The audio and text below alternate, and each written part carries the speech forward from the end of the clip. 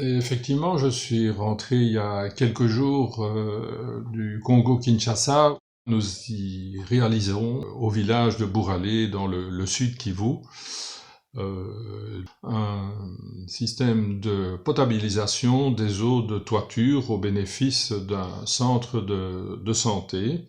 Centre de santé qui compte une trentaine de lits. Et l'installation que nous avons mis en place permet de produire à l'heure actuelle environ 5 litres d'eau potable par minute. Ces travaux où ce projet est bien avancé, il me reste au stade actuel à réaliser l'évaluation externe, mais je peine un peu à trouver un évaluateur indépendant localement.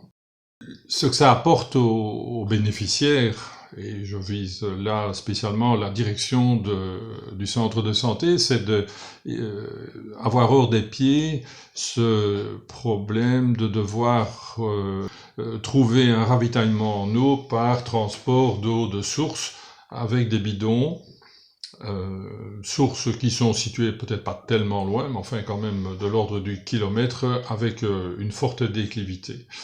Et en période de saison sèche, le coût du bidon peut doubler et dépasser facilement la centaine de francs congolais.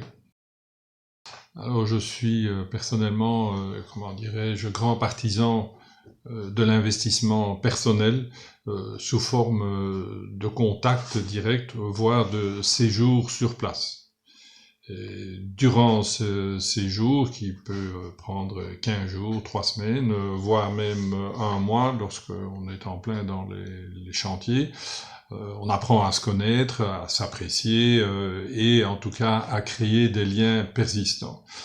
Et ces liens sont très importants dans la problématique de la pérennité des projets.